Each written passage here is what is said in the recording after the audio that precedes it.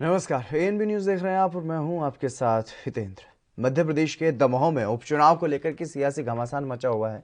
चुनाव आयोग ने गाइडलाइंस जारी कर दी हैं। लगातार फैलते कोरोना संक्रमण के मद्देनजर चुनाव के दौरान बूथ पर मास्क, फेस शील्ड और ग्लव्स का इस्तेमाल किए जाने की बात कही गई है। बूथ पर ही सैनिटाइजर, साबुन और पानी की व्यवस्था भी करने की बात कही गई है। लेकिन कोरोना के दिशा निर्देश हैं किसके लिए, कुछ भी समझ नहीं आ रहा है। कोरोना से नहीं डरेंगे, मतदान हम जरूर करेंगे, ऐसे स्लोगन तो चुनाव आयोग की तरफ से जारी किए जा रहे हैं।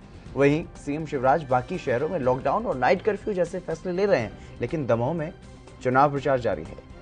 और अब शायद लोग भी समझने लगे हैं कि सरकार के लिए लोगों की जान नहीं बल्कि चुनाव जरूरी है। और इस बात का सबूत दमोह की ताजा तस्वीरें दे रही हैं। दमोह में मुख्यमंत्री शिवराज सिंह चौहान पहुंचे और वहां पर उनका विरोध किया गया। चुनाव सभा करने के लिए दमोह पहुंचे थे मुख्यमंत्री शिवराज सिंह चौहान, जहां पर शादी विवाह से संबंधित मजदूरों ने आम जनता के साथ साथ डीजे और टेंट हाउस एसोसिएशन ने भी जमकर विरोध प्रदर्शन किया। अब इस पर कांग्रेस ने भी तंज कसा है, क्योंकि कांग्रेस के नेता बार बार इस चुनाव को दमोह पर थोपने की बात कह रहे हैं। और अब कांग्रेस ने सोशल मीडिया पर लिखा है कि शिवराज जी, जनता आपको पहचान गई है, अब हर जगह से खदेड़ा ही जाएगा आपको। ये दमोह की ये तस्वीरें, चुनाव का बहिष्कार, पेट पे पड़ रही है मार। इस तरीके की जो स्लोगन है वो लिख करके सीएम शिवराज सिंह चौहान का विरोध वहां पर किया गया और हल्का बल भी इस्तेमाल किया गया। पुलिस की तरफ से खदेड़ा गया इस भीड़ को।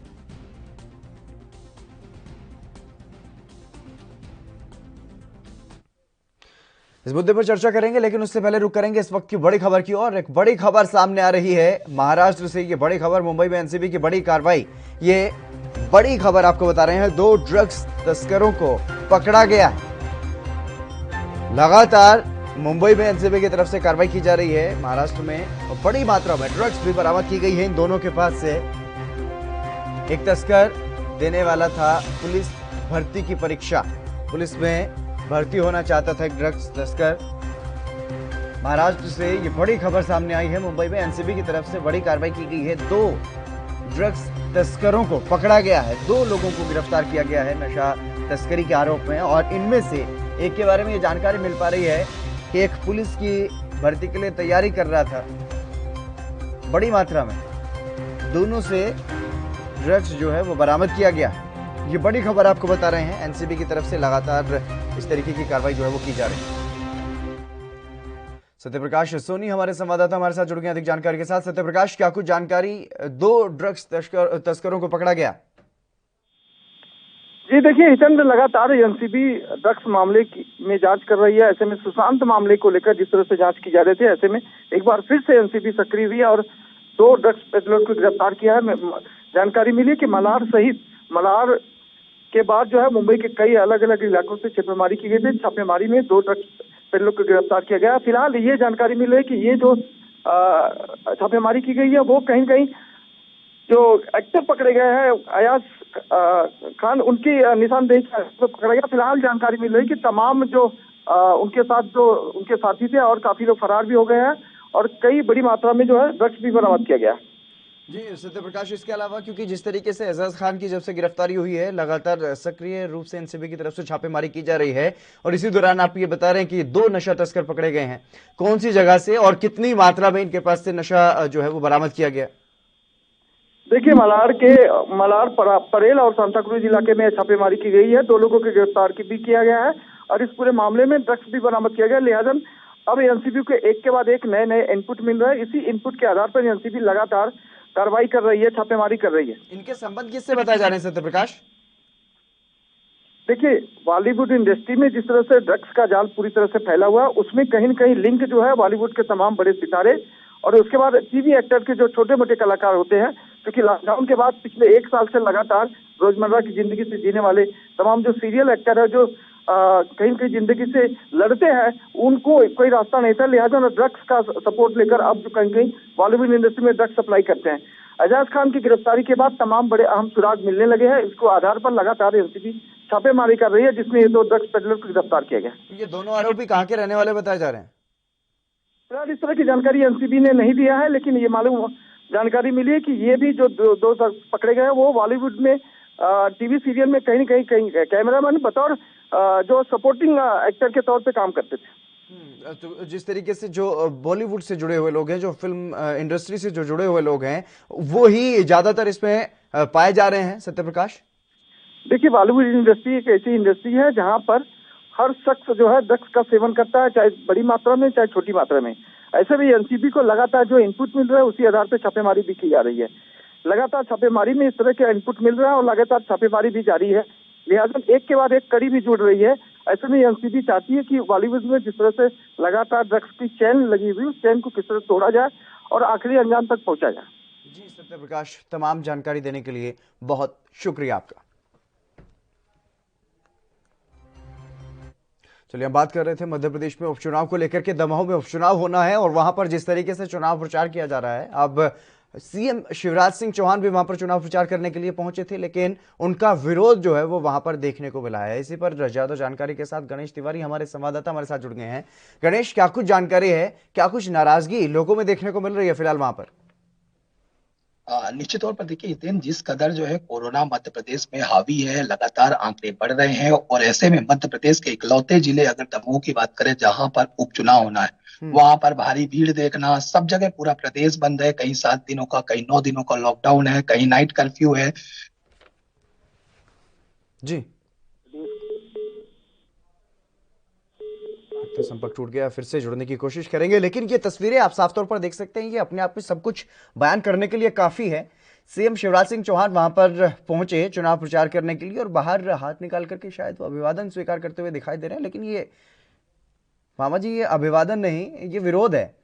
कोरोना से कम मरेंगे, लॉकडाउन से हमारा, ये इस तरीके के स्लोगन जो है वो वहां पर लिखे गए हैं और अलग अलग जो स्लोगन है वो लिख करके दिखाए गए हैं। शादी विवाह में जो काम करने वाले मजदूर होते हैं उनकी तरफ से ये विरोध प्रदर्शन वहां पर किया गया और बड़ी संख्या में ये लोग वहां पर पहुंचे थे कि शादी विवाह पर आप पाबंदियां लगा रहे हैं, चुनाव प्रचार पर कोई पाबंदी नहीं है, चुनाव करवाए जा रहे हैं, रैलियां करवाई जा रही हैं, बड़ी संख्या में लोग इकट्ठा हो रहे हैं चुनाव के लिए, लेकिन शादी विवाह में लोग इकट्ठा नहीं हो सकते। जहां से लोगों को रोजगार मिलता है, लोगों को रोटी खाने के लिए जो लोग पैसा कमाते हैं, जो मजदूर लोग, वो काफी परेशान नजर आ रहे हैं इस चीज को लेकर के।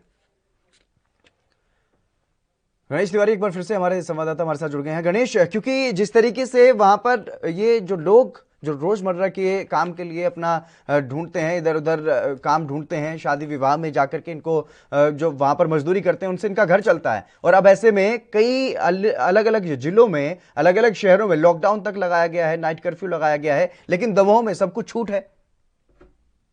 निश्चित तौर पर विरोध, हितेंद्र अगर बात करें, विरोध इसी चीज का है। दमोह में जो कल घटना सामने आई है देखने को, जहां पर मुख्यमंत्री अभिवादन करने गए थे, वहां पर काफी लोगों ने उग्र होकर उनका विरोध किया। लोगों ने बैनर तख्ती लेकर मुख्यमंत्री शिवराज सिंह का, और यहाँ पर जो है लगातार जो है इस तरह की घटनाएं सामने आ रही हैं। लगातार यहाँ पर प्रशासन जो है मुस्तैद उस कदर नजर नहीं आ रहा है जो कदर जो है प्रदेश के अलग अलग जिलों में, अलग अलग जगहों पर लगातार जो है प्रशासन सख्ती उठा रहा है। अगर मध्य प्रदेश के दमोह की भी बात करें तो ऐसा नहीं है कि कोरोना आंकड़े वहां पर सरकारी भी नहीं, अगर सरकारी दावों की बात करें, सरकारी आंकड़ों की बात करें तो 41 कल रिपोर्ट जो आई है, 41 केस आए हैं और 293 जो है अभी भी कोरोना पेशेंट वहां पर एक्टिव हैं। तो ऐसे में हितेंद्र वहां पर भी अगर मध्य प्रदेश के दमोह की बात करें तो वहां भी लगातार केस बढ़ रहे हैं। और हालांकि ये सरकारी आंकड़े हैं, अगर जो रियल आंकड़े हैं जिनको अगर हम बात करें तो वो तो काफी ज्यादा है, काफी ज्यादा डेथ भी हो रही है, सारी चीजें हो रही है। 94 लोगों की अब तक दमोह में भी कोरोना की वजह से संपूर्ण पूरे दमोह में अब तक मृत्यु हो चुकी है। तो लगातार दमोह में भी बढ़ रहा है, प्रदेश में, पूरे प्रदेश में सख्ती है, लेकिन इकलौता दमोह है जहां पर चुनावी सिर्फ राजनीतिकरण हो रहा है। चुनावी तुष्टीकरण के लिए, चुनाव जीतने के लिए लगातार लोगों को, आम जनता को भीड़ में जुटाई जा रही है, लोगों को अभिवादन किया जा रहा है, लोगों को सभाओं में बुलाई जा रही है, रैलियों में बुलाया जा रहा है। तो पूरी तरह से कोरोना गाइडलाइन का आप स्वयं जो है दमोह में, मध्य प्रदेश के दमोह में आप उल्लंघन कर रहे हैं और संपूर्ण राज्य में आप बात कर रहे हैं, लॉकडाउन की कर रहे हैं। जो छोटे छोटे रोजगार वाले हैं, आखिर वो कहाँ जाएंगे? तो निश्चित तौर पर विरोध आम जनता इसी चीज का कर रही है कि आप जो शादी ब्याह है, बैंड बजाने वाले हैं, उनको लगातार आप कोरोना गाइडलाइन का पाठ पढ़ा रहे हैं, उनको किसी किसी तरह से आप कार्य नहीं करने दे रहे हैं। और एक तरफ से आप मध्य प्रदेश के दमोह में चुनाव कर रहे हैं, जहां 41 केस जो है सरकारी आंकड़ों में ऑलरेडी आ रहे हैं। मुख्यमंत्री शिवराज सिंह चौहान स्वयं कहते हैं कि 20 से ज्यादा अगर कहीं केस आते हैं तो वहां पर शनिवार रविवार लॉकडाउन लगाया जाएगा, नाइट कर्फ्यू लगाया जाएगा। प्रशासन कलेक्टर पूरी तरह से स्वतंत्र है, लॉकडाउन लगाने के लिए स्वतंत्र है। लेकिन दमोह इकलौता है कि 17 अप्रैल को चुनाव होने हैं, लगातार कोरोना का जो है गाइडलाइन का पूरी तरह से उल्लंघन कर रहे हैं, लगातार जो है नियमों को तोड़ रहे हैं। राजनीतिकरण पूरी तरह से कोरोना के नाम पर जो है दमोह में किया जा रहा है। वो कहीं ना कहीं जनता के मन में अब सवाल और प्रश्न चिन्ह करने लग गया। आम जनता प्रश्न करने लग गई कि आखिर जो कोरोना के गाइडलाइन है, जो नियम है, जो रूल है, जो सख्ती है, वो सिर्फ आम जनता के लिए ही क्यों बरती जा रही है। मतलब अगर जहां चुनाव है वहां पर किसी तरह की सख्ती नहीं बरती जा रही है, वहां पर किसी तरह का कुछ भी नहीं किया जा रहा है। बिल्कुल, लेकिन तो इस जहां पर बात में ये बड़ा चुनाव सवाल नहीं बन है जाता है कि वहां जहां पर पर इतनी चुनाव है क्या वहां से बंदिशें। कोरोना भाग जाता है? हाँ, निश्चित तौर पर यही सवाल आम जनता पूछ रही है कि जहां चुनाव असम में, गुवाहाटी में चुनाव, वहां रैलियां की जा रही है, बंगाल में चुनाव, वहां भारी भीड़ उठाई जा रही है, दमोह में चुनाव है, दमोह में इतनी भीड़ उठाई जा रही है, तो क्या वहां कोरोना नहीं फैल रहा है? आप आम जनता को वहां पर बुला रहे हैं, भीड़ इकट्ठी कर रहे हैं, तो निश्चित तौर पर आप अपनी जिंदगी तो ठीक है, आपको सभी सुविधाएं मिल रही हैं, आपको इजिली हॉस्पिटल मिल जाएंगे, ऑक्सीजन मिल जाएगा, बेड मिल जाएंगे, सिलेंडर मिल जाएंगे, लेकिन क्या आम जनता को ये चीजें सुविधा आप तुरंत मुहैया करा देंगे? अगर कोई भी व्यक्ति उनमें से कोरोना पॉजिटिव आता है तो क्या ये समस्याएं जो प्रदेश जूझ रहा है, आज बेड की समस्याओं से जूझ रहा है, आज ऑक्सीजन की कमियों से जूझ रहा है, आज रेमडेसिविर इंजेक्शन की कमियों से प्रदेश जूझ रहा है, क्या आम जनता को आप तुरंत प्रोवाइड कर पाएंगे? शायद नहीं कर पाएंगे। लेकिन जिस तरह से राजनीतिकरण किया जा रहा है, निश्चित तौर पर आम जनता के मन में अब एक सवाल पैदा करने लग गया है। और निश्चित तौर पर सरकार को भी इस बारे में सोचना चाहिए, ऐसी रैलियों पर रोक लगानी चाहिए। तमाम सारी चीजें, जो चुनाव आयोग है उसको भी इस पर निर्णय लेना चाहिए कि इस तरह की भीड़ इकट्ठी करना कहीं ना कहीं आम जनता की जिंदगी के साथ खिलवाड़ किया जा रहा है। जी आदित्य। लेकिन क्या किया जाए गणेश, जब चुनाव आयोग की तरफ से ही जो गाड़ियां प्रचार के लिए चलाई जाती हैं उसमें भी ये लिखा होता है कि कोरोना से नहीं डरेंगे, मतदान हम जरूर करेंगे, तो फिर कैसे ये उम्मीद की जा सकती है कि चुनाव आयोग इस पर कोई सख्त कदम उठा सकता है?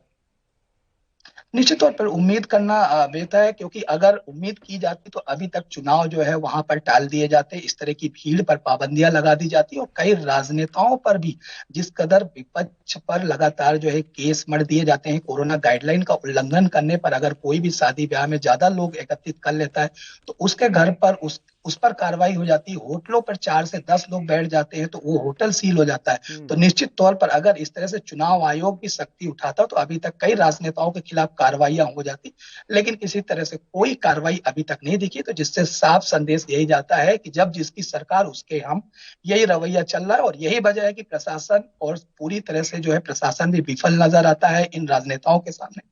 और इसीलिए राजनेता खुलेआम जो है इस तरह की सभाएं करके आम जनता के जीवन के साथ खतरा और खिलवाड़ करते नजर आ रहे हैं, जो कि साफ तौर पर मध्य प्रदेश के दमोह पर देखा जा रहा है कि किस कदर जो है भीड़ इकट्ठी कराई जा रही है। पूरा प्रदेश जो है कोरोना से त्राहिमाम से, कोरोना का जो दूसरी लहर है उससे मर रहा है, उससे पूरी तरह से विफल नजर आ रहा है। बेडे बेडे नहीं मिल रहे हैं हॉस्पिटलों में, और दमोह में जो है सरकार चुनाव जिस कदर करा रही है, तो ये बड़ा प्रश्न चिन्ह बिल्कुल तौर पर उठता है देने। बिल्कुल, जिस तरीके से गणेश आप बता रहे हैं कि कहीं ना कहीं स्थिति जो है वो बहुत नाजुक बनती हुई दिखा दे रही है। बहुत शुक्रिया हमारे साथ जुड़ने के लिए।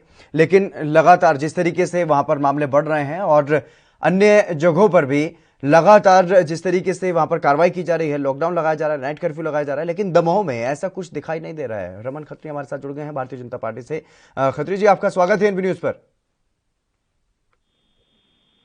खत्री जी, आप मेरी आवाज सुन पा रहे हैं? जी बिल्कुल आ रही है आवाज जी।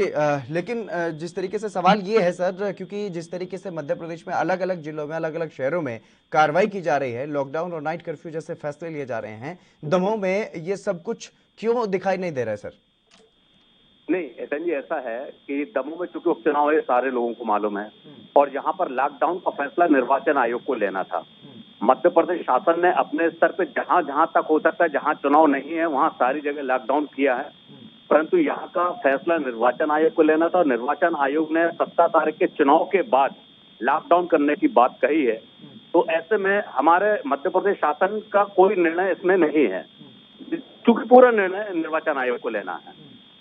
लेकिन सर ऐसा कैसे ये समझा जा सकता है, क्योंकि लगातार जिस तरीके से कोरोना के मामले बढ़ रहे हैं, कांग्रेस की तरफ से बार बार ये कहा जा रहा है कि ये चुनाव थोपा हुआ है, चुनाव की जल्दबाजी सरकार को है, तो इस चीज से आप बच नहीं सकते हैं, क्योंकि अगर मुख्य विपक्षी दल भी चुनाव नहीं चाहता है तो फिर इस तरीके से चुनाव यहाँ पर ना हो, ऐसी कोई व्यवस्था की जा सकती थी, चुनाव आयोग से बातचीत की जा सकती थी, लेकिन शायद कोई सरकार की तरफ से पहल नहीं की गई। निर्वाचन आयोग ने यह फैसला तब लिया था जब कोरोना का विकराल रूप दूसरी लहर में इतना नहीं आया था, क्योंकि संवैधानिक बाध्यता है कि 6 महीने के अंदर विधानसभा का चुनाव करवाना होता है। उस समय कांग्रेस के और भाजपा के सारे लोग तैयार थे। अब चूंकि स्थितियां बदल गई हैं, परिस्थितियां बदल गई हैं, कोरोना ने अपना विकराल रूप धारण कर लिया है और दमोह भी उससे अछूता नहीं है, परंतु एक बार जब तय हो चुका है और दोनों ही राजनीतिक दल और सारे राजनीतिक दल बीच में आ चुके हैं चुनाव के घमासान में और 4 दिन शेष बचे हैं, तो मुझे नहीं लगता कि अब ये बात ठीक है कि चुनाव एक अपनी जरूरी प्रक्रिया है, परंतु लोगों को भी अपनी सावधानी के साथ इसमें शामिल होना चाहिए, ऐसा हमारा मानना है। क्योंकि अब 4 दिन शेष बचे हैं, तो अब इस बात से नहीं इनकार किया जा सकता कि चुनाव टाला जा सकता है। आशुतोष जी भी हमारे साथ जुड़ गए हैं कांग्रेस से। आशुतोष जी, आपका स्वागत है एनबी न्यूज पर। सत्यन जी, बहुत बहुत धन्यवाद। आशुतोष जी, दमोह में प्रचार तो कांग्रेस की तरफ से भी किया जा रहा है, भले ही ये कहकर के जनता से बचने की कोशिश आप कर रहे हो कि हमने नहीं बल्कि चुनाव थोपा जा रहा है दमोह की जनता पर, लेकिन इसके लिए जो वहां पर रैलियां की जा रही हैं, जो जनसभाएं की जा रही है, वहां पर भीड़ तो आपके कार्यक्रमों में भी आती है। कोरोना में इस तरीके से भीड़ को इकट्ठा करना कहीं ना कहीं अपने आप में वहां की जनता की जिंदगी के साथ खिलवाड़ किया जा रहा है। सत्यन जी, आपने बहुत अच्छी बात की है। आप बताइए चुनाव क्यों हो रहा है? चुनाव का मतलब चुनाव क्यों किया जा रहा है? आप जानते हैं इतने विकराल कोरोना काल में चुनाव हो रहा है और भाजपा सरकार गंभीरता से नहीं ले रही है, बात करती है कि कोरोना के बारे में, कहते कुछ है करते कुछ है।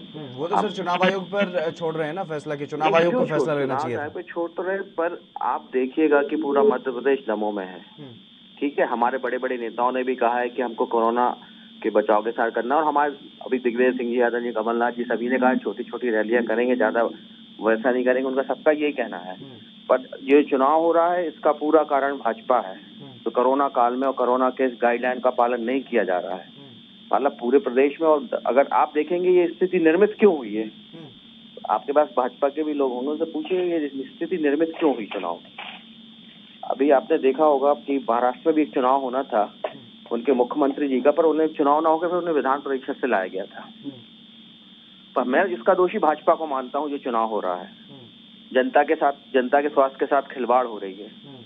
जी, मेरे कांग्रेस के मित्र शायद ये बात भूल रहे हैं कि चुनाव आयोग, निर्वाचन आयोग ने ये चुनाव करने का फैसला तब लिया तब कांग्रेस ने कोई आपत्ति नहीं उठाई थी। आप देखेंगे आज से 1 साल पहले भी ये स्थिति बनी थी मध्य प्रदेश में, जब सरकार बन गई थी उसके बाद कोरोना का पालन किया गया था। कांग्रेस हमेशा कहती रही कि आप कोरोना से बचाव कीजिए, पर 20 मार्च 2020 तक कोरोना उनको ध्यान नहीं आया था, जब तक सरकार नहीं बन गई थी। आप ये खुद देख लीजिए, पिछले तत्व उठा के कौन कोरोना को लेके और जनता के स्वास्थ्य को लेके सिंसियर और सीरियस रहा है। हमेशा हमारे राहुल जी आवाज उठाते रहे कि ये बहुत बड़ी आपदा है, बहुत बड़ी महामारी है, इससे हमें निपटना है, पर उस समय किसी ने उनकी बात को ध्यान से नहीं लिया। पर मध्य प्रदेश में जब सरकार का पलट गई उसके बाद ही कोरोना पे ध्यान दिया गया। इतनी बिल्कुल रमन जी, क्योंकि बार बार ऐसे आरोप बीजेपी पर लग रहा है और स्वाभाविक सी बात है, क्योंकि जब सत्ता में आप आ जाते हैं तब आपको कोरोना भी दिखाई देने लगता है, लेकिन जब चुनाव जीतना होता है तो चुनाव जीतने के लिए बड़ी बड़ी रैलियां, जनसभाएं भी की जा रही हैं, लगातार भीड़ भी जुटाई जा रही है, तो कहीं ना कहीं दोषी तो आप हैं रमन जी। कांग्रेस के लोग भी तो रैली कर रहे हैं। बिल्कुल कर रहे हैं सर, मैंने उनसे भी यही कहा। तो आप बताइए कि ऐसे में जब मैं बता रहा हूँ कि एक संवैधानिक बाध्यता थी ना कि 6 महीने के अंदर चुनाव करवाना था, या तो उस समय जब निर्वाचन आयोग ये निर्णय ले रहा था तब दोनों राजनीतिक दल, उस समय कांग्रेस के लोग भी आ सकते थे ना साथ में कि भैया मत कराइए चुनाव, तब उनको ये लग रहा था कि हम चुनाव जीतने की स्थिति में जा रहे हैं। अब क्योंकि वो हारने की स्थिति में है तो उनको ये सारी स्थिति, मैं इस बात को इनकार नहीं कर रहा हूँ कि कोरोना का एक महा विकराल रूप हम देख रहे हैं, परंतु जनता से बार बार हमारे मुख्यमंत्री जी, हमारे प्रदेश अध्यक्ष जी आग्रह कर रहे हैं कि कृपया चुनाव की एक अपनी बाध्यता है, लेकिन जनता अपनी जान को बचाते हुए इस पूरी प्रक्रिया में भाग लें। बार बार उनको आगाह कर रहे हैं। मुख्यमंत्री जी जो भी सभा में जाते हैं सबसे पहले वो मास्क पहनाने का आह्वान करते हैं कि आप मास्क पहनिए, आप सुरक्षित रहिए, आप डिस्टेंस बना के रखिए। उसका भी तो पालन हम लोग कर रहे हैं। जी हेलो, मैं ये कहना चाहता हूँ, मध्य प्रदेश के बड़े बड़े लोग, सारे लोग, मंत्री लोग, सब लोग तो दमोह में हैं। हाँ, सभी लोग दमोह आ रहे हैं, सारी स्थिति बनी हुई, तो इनके बड़े बड़े नेता दमोह आना बंद कर दें, अपने वहां पर आइसोलेट होके रहें। तो क्यों आ रहे हैं दमोह में? बड़े नेता तो कांग्रेस के भी जा रहे हैं ना, जा तो दोनों ही पार्टियों के रहे हैं बड़े नेता, जा तो दोनों ही पार्टियों के बड़े नेता रहे हैं ना वहां पर। नहीं, आप इनका तुलना कीजिए कि इनके सारा कितने लोग आ रहे हैं। आप देखिए अभी इनके नहीं जाएंगे तो आपके भी नहीं जाएंगे, ये आप तय कर लेंगे कि अगर इनके लोग नहीं जाएंगे तो आपके भी बड़े लोग नहीं जाएंगे। दिग्विजय सिंह जी ने कहा कि कांग्रेस छोटी छोटी सभा करने के पक्षधर है। हाँ, ये बात उन्होंने भी कहा है, सब लोग कह रहे हैं, कमलनाथ भी कह रहे कोरोना को बहुत सिंसियर लेना। हमारे राहुल जी तो शुरू से कह रहे हैं, कांग्रेस का स्टैंड तो शुरू से रहा है कि जनता स्वस्थ रहे, जनता का स्वास्थ्य अच्छा रहे। ये आप हमेशा से देख लीजिएगा, राहुल जी के पुराने भाषण उठा के देख लीजिएगा। आज से 2 साल पहले उन्होंने कहा था ये बहुत गंभीर बीमारी है, महामारी है। भाजपा इस चीज को नहीं समझी। कांग्रेस हमेशा से सतर्क रही और जनता को सतर्क करना चाहा, पर शासन प्रशासन ने इस ओर ध्यान नहीं दिया है, सिर्फ अपने सत्ता स्वार्थ के लिए ही बात की है। लेकिन रमन जी, जिस तरीके से अब विरोध प्रदर्शन जो है वो देखने को मिल रहे हैं, खुद सीएम शिवराज सिंह चौहान को इस विरोध का जो सामना करना पड़ा, वो तस्वीरें हम दिखा रहे हैं लगातार, आपने भी ये तस्वीरें देखी होंगी। वो लोग कह रहे हैं कि अगर हम शादी विवाह से संबंधित मजदूर हैं, अगर आप शादी विवाह के कार्यक्रमों पर पाबंदी लगा देते हैं तो हम कैसे रोजी रोटी अपनी कमाएंगे? अगर चुनाव की रैलियां हो सकती हैं तो फिर विवाह शादी के कार्यक्रम क्यों नहीं हो सकते? सर, कल जो विरोध प्रदर्शन को आप लोग देख रहे हैंगे, ये हमारे ही कार्यकर्ता थे। इन लोगों का कार्यकर्ता चूंकि हमारे मध्य प्रदेश के मुखिया, हमारे परिवार के मुखिया भारतीय जनता पार्टी के मध्य प्रदेश समूह में है, तो स्वाभाविक है कि अपनी बात रखने का अधिकार उनको है, और उन्होंने अपनी बात रखी थी और मुख्यमंत्री जी बड़े संजीदगी से उनकी बात को सुना है, उनकी बात को समझा है और निश्चित रूप से उनको आश्वासन दिया है कि अभी अगर आप लोगों को परेशानी है, बात में आप लोगों के साथ दिखाई दे रहे हैं, पुलिस कर्मी उन्हें खदेड़ते हुए दिखाई दे रहे हैं, आप कह रहे हैं कि उनकी बात को सुना है, समझा है। आप देखेंगे पुलिस ने उनको खदेड़ा है। प्रशासन की भी अपनी मर्यादा है, प्रशासन को अपने प्रोटोकॉल का सीएम समूह में है उनका पालन करना होता है। जब थोड़ा सा बेकाबू होने वाली स्थिति थी तब ऐसा किया है, लेकिन मुख्यमंत्री जी ने सभा के बाद भी इन लोगों से, इनके प्रतिनिधि मंडल से बात की है। तस्वीरों में ऐसा कुछ दिखाई नहीं दे रहा कि बेकाबू हो रही है स्थिति। वो लोग अपने हाथों में बैनर लेकर के विरोध प्रदर्शन कर रहे थे और ये मांग कर रहे थे कि बार बार आप इस तरीके की पाबंदियां लगा रहे हैं, उन पर रोजी रोटी का संकट है। सिर्फ वो चीज हुआ है, शांतिपूर्वक जो वहां से बैठक हुई है वो आप देख ही नहीं पाते हैं या दिखाई नहीं जा रहा है। उसके बाद एक बैठक हुई इन लोगों के साथ और इन लोगों की बात को बड़ा संजीदगी सुनने के बाद उनको आश्वासन दिया है और उनकी सारी बात और चुनाव के बाद बैठ बातचीत करने का उन्हें आश्वासन दिया मुख्यमंत्री जी ने। सर, बाकी जगहों पर भी तो आपने लॉकडाउन लगाया, नाइट कर्फ्यू लगाया, वहां पर इन ऐसे लोगों को क्या मदद दी गई है वो बता दीजिए आप। मैं कह तो रहा हूँ कि बाकी जगह लॉकडाउन मध्य प्रदेश शासन का फैसला था वो किया है, यहाँ निर्वाचन आयोग का फैसला है। इसमें जगहों पर आपने ऐसे लोगों को क्या मदद दी है? ऐसे लोगों के खाते में पैसे डाले हैं क्या आपने? पैसे वो तो चल रही है, जिस तरीके से आप देखे, हर तरीके से हॉस्पिटल की बात हो या अभी मतलब पूरे मध्य प्रदेश की बात आ रही थी कि बेड नहीं है, कहीं रेमडेसिविर इंजेक्शन नहीं है, इन सारी चीजों को अभी आप देखिए, आज ही हम कर रहे थे कि 6000 इंजेक्शन उपलब्ध करा दिए हैं। मतलब शासन स्तर पर जो सहायता हो सकती है मरीजों की। सर, मेरा सवाल बेड से संबंधित या फिर इंजेक्शन से संबंधित या फिर कोरोना मरीजों से संबंधित नहीं है। मेरा सवाल ये है कि जो कोरोना महामारी की आड़ में जो लॉकडाउन या फिर जो आप कह रहे हैं कि जरूरी है लॉकडाउन और नाइट कर्फ्यू लगाना, वो ठीक है, लगा लीजिए आप, लेकिन जो लोग बेरोजगार हो रहे हैं, जिन लोगों को रोजी रोटी जो अपने एक दिन में कमा करके मजदूरी करके शाम को आकर के खाना खाते हैं, उन लोगों के लिए आपने क्या किया है? वो लोग प्रदर्शन कर रहे हैं, ना कि कोरोना मरीज प्रदर्शन कर रहे हैं। मुख्यमंत्री जी शासन स्तर पर निर्णय कर रहे हैं और आने वाले समय में निश्चित रूप से जो हम लोगों को यहाँ पर हम लोग कोई मीटिंग हुई है भारतीय जनता पार्टी के पदाधिकारियों को, उनमें मुख्यमंत्री जी ने आश्वस्त किया है कि जो भी इससे प्रभावित होगा हर परिवार को मदद करेंगे, पहले भी की और आगे भी करेंगे। कोई भी ऐसा परिवार नहीं रहेगा अगर किसी को कोई भी प्रकार की परेशानी आएगी, भारतीय जनता पार्टी की सरकार, मुख्यमंत्री जी प्रतिबद्ध है उनको मदद करने के लिए। आशुतोष जी, चुनाव तो जरूरी है, चुनाव आयोग की तरफ से करवाया जा रहा है और सरकार पूरी तरह से तैयार भी है, इन लोगों की मदद करने के लिए आश्वासन दिया जा रहा है, लेकिन फिलहाल कुछ दिखाई नहीं दे रहा है। आशुतोष जी, नहीं दे रहा। आप बिल्कुल सही कह रहे हैं कि ये सरकार कहती कुछ है करती कुछ है। मुझको ये समझ में नहीं आ रहा है कि जब ऐसी भयानक स्थिति बनी हुई है तो सरकार जितना तो कर सकती थी निर्वाचन आयोग से भी, और सब लोग, मैं ये नहीं कहता कि भाई जो कांग्रेस ने अपील की थी क्या कि चुनाव ना करवाया जाए? नहीं, अपील वाली बात नहीं, कोरोना काल को देखते हुए कोरोना की जो गाइडलाइन का पालन करना चाहिए, कांग्रेस ने शुरू से बोला है कोरोना की गाइडलाइन का पालन किया जाए, आदमियों को जागरूक किया है, लोगों को जागरूक किया है कि भाई ये बहुत बड़ी महामारी है। हमारे बड़े नेताओं ने शुरू से बात की, पर इसको भाजपा ने गंभीरता से नहीं लिया सत्ता ने। जब तक इनको सत्ता सुख मिल गया उसके बाद इनको कोरोना का ध्यान आया। आप देखिएगा इससे पहले जब सरकार पलटी गई थी उस समय भी कोरोना था, सारी चीजें थी, सब कुछ हो रहा था, पर जब यहाँ पे भाजपा ने शपथ ले ली उसके बाद कोरोना की बात हुई। उस समय भारतीय केंद्र सरकार ने ध्यान नहीं दिया। सबसे बड़ा इसके अभी चुनाव हो रहे हैं, चुनाव तक ये चीज, उस चुनाव के बाद ही इनको कोरोना का ध्यान आएगा और ये सत्ता पाने के लिए कुछ भी कर सकते हैं। जो दावा आप कर रहे हैं कि हमारे बड़े नेता लोगों को जागरूक करने का काम कर रहे हैं, वो तो प्रधानमंत्री मोदी से लेकर के सीएम शिवराज सिंह चौहान तक सभी इस बात को कह रहे हैं कि सभी कोरोना नियमों का पालन करते रहें, भले ही कई बार खुद उसमें लापरवाही बरत जाते हो। हाँ, ये तो हो रहा। आप देखिए ना, कांग्रेस के लोग हमेशा कह रहे हैं कि भाई कोरोना गाइडलाइन का पालन कीजिए, हर चीज हमारे दिग्विजय छोटी छोटी सभाएं कीजिए। दिग्विजय सिंह जी तो यहाँ तक कि इनके जितने बड़े नेता है, भारी नेता है, वो दमोह को छोड़ दें, दमोह के लोग को चुनाव लड़ना चाहिए। आप ये देखिएगा जी, जिस तरीके से कांग्रेस का रुख है उसको लेकर के आप क्या कहेंगे? वो तो बार बार ये कह रहे हैं कि छोटी सभाएं करें, बड़े नेता छोड़ दें दमोह को, दमोह की जनता अपने आप चुनाव लड़े, लेकिन आपकी तरफ से तो ऐसा कुछ नहीं है। लोग तो चाह रहे छोटी सभाओं, क्योंकि लोग उनकी सभा में चाह रहे हैं, वो तो चाह ही रहे हैं। गलत फहमी, अभी आप कुर्सी देख लीजिए, गलत फहमी है। अभी प्रभु राम चौधरी जी की कुर्सी देख लीजिए कि 4 लोग कुर्सी पे बैठे हुए भाषण दे रहे हैं। एसएन जी मेरे कांग्रेसी मित्र नहीं समझ रहे हैं कि ये शुरुआत की बात थी, उसके बाद भीड़ बढ़ी थी, लेकिन कोरोना वीडियो मेरे पास नियमों का पालन करने के लिए हम लोग प्रतिबद्ध हैं। मुख्यमंत्री जी का वीडियो है, वो देखा मैंने कि कितनी सभा में कितनी भीड़ थी।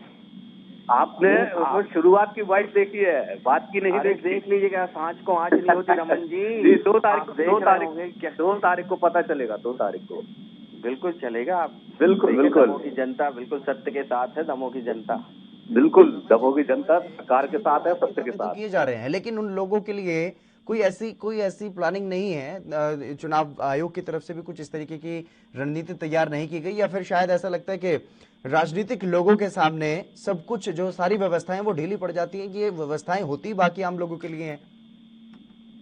रमन जी, मेरा सवाल ये है, क्योंकि जिस तरीके से जहां पर चुनाव होते हैं वहां पर सब कुछ व्यवस्थाओं में सारी व्यवस्था जो है वो घुटने टेकती हुई दिखाई देती हैं, ऐसी कोई व्यवस्था नहीं होती है ताकि ये जो कोरोना महामारी को लेकर के लॉकडाउन या नाइट कर्फ्यू लगाया जा रहा है, अलग अलग जगहों पर पाबंदियां लगाई जा रही हैं, ये चुनाव के समय पर जब रैलियों में क्यों नहीं दिखाई देती इस तरीके की व्यवस्थाएं? क्या होता है कि जो सरकार अच्छे काम करती है, लोगों की अपेक्षाएं उससे रहती है, और जब सरकार के मुखिया कहीं पे भी जाते हैं तो लोगों का अपने आप उनके प्रति एक पीछे चलने का वो रहता है, भीड़ उससे जुड़ रही है। लेकिन फिर भी हमारे मुख्यमंत्री जी, मैं बार बार ये बता रहा हूँ कि आग्रह कर रहे हैं लोगों से, कोरोना के नियमों का पालन करने की बात कर रहे हैं। वो हर सभा में कह रहे हैं कि आप कोरोना का डिस्टेंस का जो रहता है, सोशल डिस्टेंस का पालन करिए, आप मास्क लगाइए, और भी ऐसी तमाम प्रकार की चीजें जो होनी चाहिए कोरोना से बचाव के लिए, वो सारे मध्य प्रदेश की सरकार के हमारे मुखिया माननीय शिवराज जी कर रहे हैं। और आने वाले समय में भी आप निश्चिंत, मैं मतलब सारे लोगों के आपके माध्यम से कि सरकार, मैं पुनः कह रहा हूं कि प्रतिबद्ध है, और जो भी इसके बाद हमारे जो भी लोग प्रभावित होंगे उनको मदद करने के लिए सरकार प्रतिबद्ध भी है। चलिए, बहुत शुक्रिया रमन जी हमारे साथ जुड़ने के लिए। तो लगातार जिस तरीके से अगर बात की जाए अलग अलग जगहों पर, अलग अलग जिलों में मध्य प्रदेश की अगर बात की जाए तो लॉकडाउन भी लगाया जा रहा है, नाइट कर्फ्यू भी लगाया जा रहा है, लेकिन दमोह में चुनाव है, क्योंकि उपचुनाव वहाँ पर होना है, तो ऐसे में वहाँ पर चुनावी रैलियाँ की जा रही हैं, सभाएं की जा रही हैं, कोरोना नियमों की धज्जियाँ उड़ाई जा रही हैं, और विरोध भी हो रहा है सीएम शिवराज सिंह चौहान का। लेकिन उसके बावजूद भी सरकार कह रही है कि पहले चुनाव हो जाए, उसके बाद कुछ फैसले जो हैं वो लिए जा सकते हैं। इस बुलेटिन में बस इतना ही। आप बने रहिए ANB न्यूज़ के साथ।